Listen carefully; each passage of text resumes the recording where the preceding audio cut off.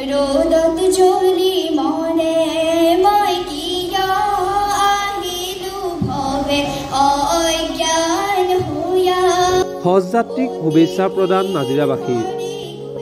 Nazira MC ক্লাবৰ উদ্যোগত অনুষ্ঠিত কৰা হ'ল বিশেষ আদৰণি অনুষ্ঠান।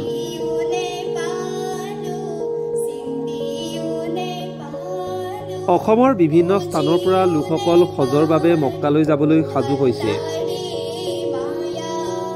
প্ৰতি বছৰেই অসমৰ পৰা মক্কালৈ বহু লোক যোৱা দেখা যায়। মক্কালৈ যোৱা যাত্ৰা ইছলাম ধৰ্মৰ বাবে এক অতি গুৰুত্বপূৰ্ণ কাৰ্য হিচাপে গণ্য কৰা হয়, কিয়নো মক্কা হৈছে ইছলাম ধৰ্মৰ শ্ৰেষ্ঠতম স্থান, য'ত হজ পালন কৰা হয়। হজৰ সময়ত বিশ্বৰ বিভিন্ন স্থানৰ পৰা লোকসকল মক্কালৈ যোৱা দেখা যায়। বিশ্বৰ কোটি কোটি লোকে ভিৰ কৰে মক্কাত। মক্কা হৈছে মুছলমানসকলৰ বাবে পবিত্ৰ তীৰ্থস্থান। মুছলমানসকলে বিশ্বাস কৰে যে এবাৰ মক্কালৈ যাব পাৰিলে পাপ খণ্ডন হৈ মুক্তি লাভ কৰাৰ লগতে আল্লাহৰ সংস্পৰ্শলৈ অহা সম্ভৱ হয়। ইয়াৰোপৰি বহু লোকে বিশ্বাস কৰে যে যিসকল লোক সংসাৰৰ মায়ামোহত বন্দী, সেইসকল লোকে মক্কালৈ গ'লেও মনত সুখ শান্তি নাপায়, কিয়নো সংসাৰ মায়ামোহৰ পৰা মুক্ত হ'ব নোৱাৰিলে আল্লাহক প্ৰকৃত অন্তৰৰ পৰা বিচাৰিব নোৱাৰি। সংসাৰৰ মায়ামোহে তেওঁলোকৰ মুক্তিৰ বাধা দিয়ে, যাৰ ফলত তেওঁলোকে সুখৰ পৰিৱৰ্তে দুখে পায় বুলিও বহুতে বিশ্বাস কৰে।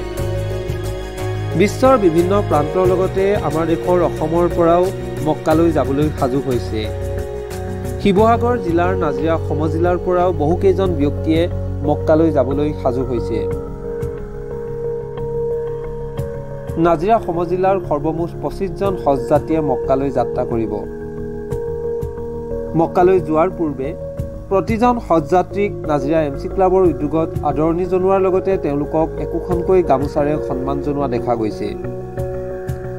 তেওঁলোকে মক্কালৈ গৈ যাতে সকলোৰে বাবে অসমৰ উন্নতিৰ বাবে আল্লাহৰ ওচৰত দোৱা কৰিব পাৰে, সেই উদ্দেশ্যেই MC ক্লাবৰ বিষয়ববীয়াই প্ৰতিগৰাকী হজযাত্ৰীক শুভেচ্ছা জনোৱা দেখিবলৈ পোৱা গ'ল।